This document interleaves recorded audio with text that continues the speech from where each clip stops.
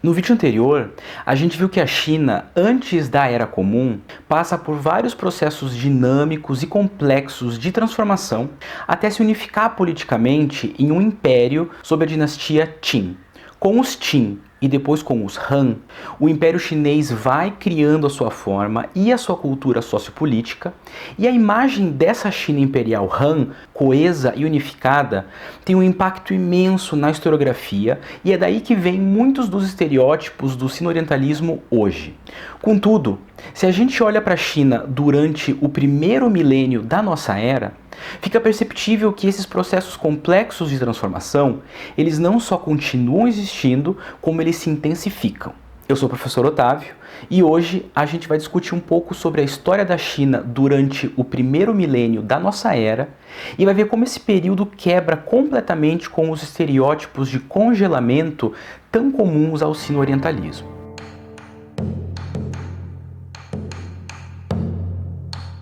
Como a gente já viu, o primeiro milênio da nossa era, na China, começa com o breve governo do rebelde Wang Mang e com o restabelecimento da dinastia Han, cujo novo governo a historiografia costuma chamar de Han Oriental. Esse é um período que é marcado por dificuldades políticas e por dificuldades sociais e também por intrigas palacianas na esfera da corte imperial. Han Oriental vai de 25 até 220 da nossa era, e nesse meio tempo a estrutura do poder imperial entra em crise.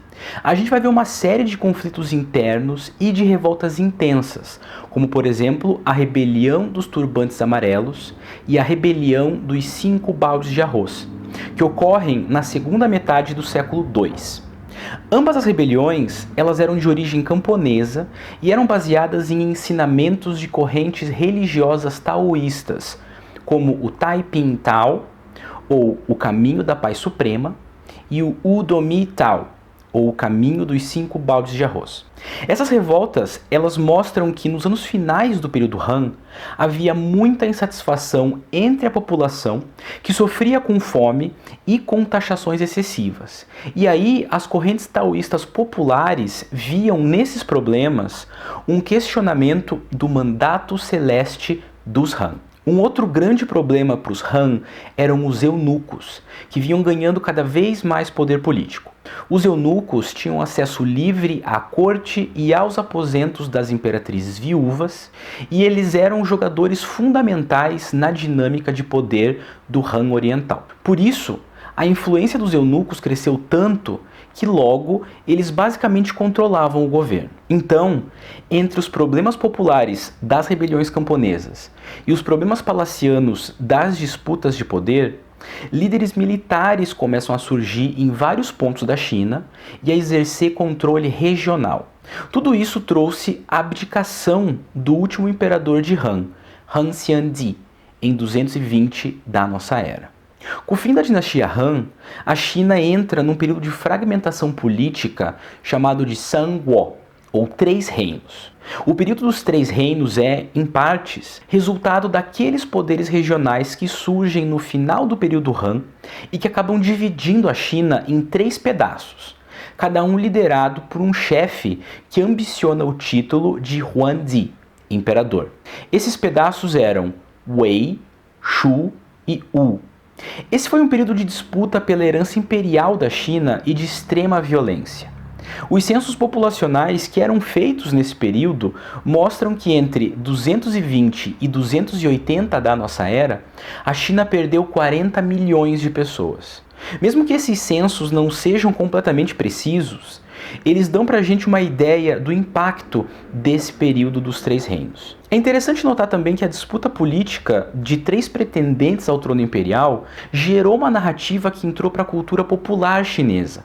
E o período dos Três Reinos, ele é um dos mais celebrados pela literatura. Por exemplo, o Sanguo Yanyi, ou o Romance dos Três Reinos, escrito no século XIV, ele é considerado até hoje um dos 4 grandes clássicos da literatura chinesa ficcional. Só que nenhum desses 3 reinos ia unificar a China. Isso ficaria a cargo de um 4º líder militar chamado Sima Yan, fundador da dinastia Jin. Ele surge como um dos generais de Wei e logo ele conquista os outros estados pretendentes ao trono. Esse período de reunificação, chamado de período Jin, vai de 280 até 420. E ele, por sua vez, é dividido entre Jin Ocidental e Jin Oriental. Contudo, tanto a reunificação quanto essas datas do período Jin, elas podem ser um pouco enganosas, porque entre os três reinos e mais tarde a ascensão das dinastias Sui e Tang no século VI, a China vive mais de 300 anos de instabilidade política e de efervescência social. Esses 300 anos agitados, além de quebrarem com esse mito de uma China estável e tradicional, eles também evidenciam o papel que outros grupos não chineses da Ásia têm sobre a China. Isso porque no final da dinastia Jin Ocidental, ocorre uma coisa que a historiografia chama de Wu Huluanhua, ou agitação dos cinco bárbaros. Os cinco bárbaros, eles eram grupos nômades turco-mongóis do norte, como os Xiongnu. E entre 304 e 316, eles invadem o norte da China e eles forçam a fuga do imperador para o sul, que vai então fundar a Jin Oriental. Os nômades forçam uma divisão entre norte e sul da China que duraria até o século VI. Enquanto o sul da China, isso é, a região ao sul do rio Yangtze, é governada pelo imperador da Jin Oriental, o norte, que corresponde mais ou menos ao norte do Rio Amarelo, passa a ser dominado por uma série de pequenos estados fundados por esses nômades, e esse período é chamado de Shiliu Guo, ou os 16 reinos. O período dos 16 reinos, ele vai de 304, que é quando começam as invasões nômades, até 439, quando um desses grupos nômades unifica o norte da China. Essa divisão norte e sul, que se estabiliza no século V como uma divisão não só política, mas também cultural entre chineses Han e nômades turco-mongóis, é chamada de Nanbeichao, ou período das dinastias norte e sul. Esse é um período complicado e instável, mas que pode ser resumido da seguinte forma. No norte, a dinastia Tuoba, que vinha de um grupo nômade turco-mongol chamado Xianbei, governa sob o nome de Wei do Norte até 535, quando ela se divide em 4 dinastias menores. Já no sul, o Jin Oriental é derrubado em 420 e entre essa queda e o ano de 589, 5 pequenas dinastias lutam pelo poder da mesma forma como no norte. Então, de maneira geral, a gente pode entender que o período das dinastias Norte e Sul significa, na verdade, uma divisão política e cultural entre dinastias do Norte, formadas por turco-mongóis, que com o tempo se sinificam, isso é, adotam a cultura chinesa Han, e as dinastias do Sul, que são formadas por chineses Han e que se consideram os verdadeiros herdeiros da cultura e da civilização imperial do passado. O que a gente viu até aqui é que a primeira metade do primeiro milênio na China, ela é marcada por agitação social, agitação política e agitação cultural. Entre o colapso de Han Oriental e o fim das dinastias Norte e Sul, a gente tem o período dos Três Reinos, o período Jin, que se divide entre Jin Ocidental e Jin Oriental, o período dos 16 reinos, que surge do Jin Ocidental, e depois o período das dinastias Norte e Sul. A historiografia chinesa chama esse confuso recorte, que vai de 220 até 589, coletivamente de Era das Seis Dinastias. 6 dinastias, porque entre os 3 reinos e as dinastias Norte e Sul, há um conjunto de 6 dinastias de origem Han governando. Então o termo ele é obviamente sinocêntrico e ele desconsidera os governos turco-mongóis das dinastias do Norte. Por isso, um termo mais amplo que tem sido dado mais recentemente para essa Era das 6 dinastias é Sanguo Liangjin Nanbeichao, ou 3 reinos, 2 Jin e dinastias Norte e Sul. É um termo longo, mas que eu acho que resume bem a confusão desse período. Além da instabilidade política, essa Era das 6 dinastias, ela é marcada por muitas transformações sociais e culturais. Talvez por conta da violência generalizada, a religiosidade popular ganha novos contornos e o taoísmo religioso ganha muito mais popularidade do que no passado. É nesse período também que o budismo indiano chega na China e se espalha com muita rapidez. O crescimento do taoísmo e do budismo cria novas elites, novas bibliotecas, novos rituais, novas formas de arte, novas organizações sociais e, acima de tudo, faz com que a China se aproxime da cultura indiana, e nesse intercâmbio cultural a gente tem as bases para a grande reunificação imperial que viria nos séculos 6 e 7. Em 589, uma nova dinastia chamada Sui unifica as regiões norte e sul. Da mesma forma que os Qin, 700 anos antes, os Sui basicamente refundam o Império Chinês. Eles alteram a sua estrutura administrativa e em poucos anos eles vão desaparecer e vão dar espaço para uma nova dinastia. Enquanto os Qin foram sucedidos pelos Han, os Sui são rapidamente sucedidos pelos Tang. E então, tanto Han quanto Tang são as dinastias que marcam o que a historiografia considera como os dois períodos de ouro da China pré-moderna. Os Sui ficam no poder por pouco menos de 40 anos. Só que nesse meio tempo, eles vão fazer algumas importantes reformas, como a criação do San Shen Liu Bu, ou 3 departamentos e 6 ministérios, que era um órgão que fazia uma eficiente divisão dos assuntos políticos e administrativos do Império Chinês.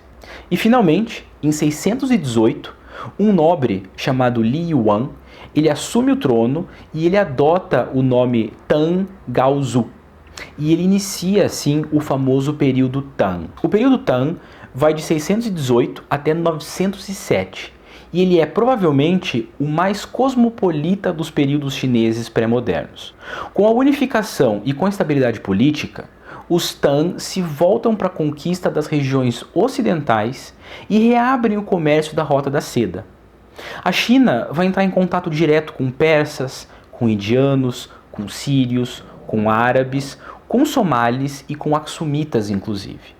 O comércio internacional ele vai se tornar tão importante que os Tang vão ordenar a produção em massa de cerâmica, de porcelana e de seda, justamente para esse fim. A expansão e o contato que é criado pelos Tang foi tão grande que eles chegam a ter um conflito militar direto com os árabes, em 751, em uma batalha conhecida como Batalha de Talas. Esse conflito envolveu quase toda a Ásia, incluindo persas, turcos, coreanos e tibetanos.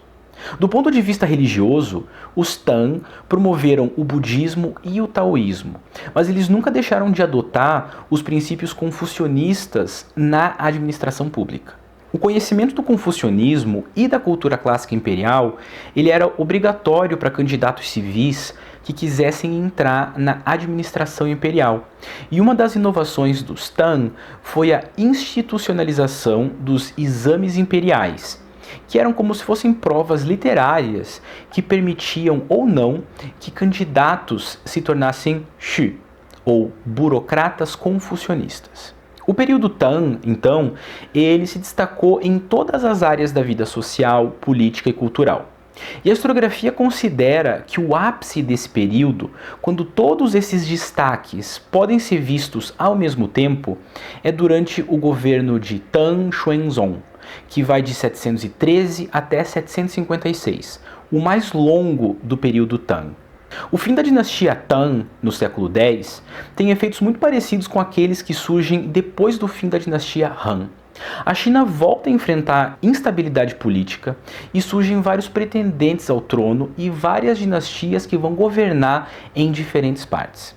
Volta também a divisão social, política e cultural entre norte e sul, que só se unificariam novamente lá no século XIII com a conquista mongol de Kublai Khan.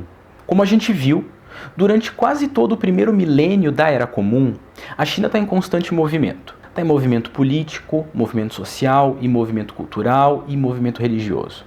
Ela passa por transformações, por avanços, por rupturas e por continuidades.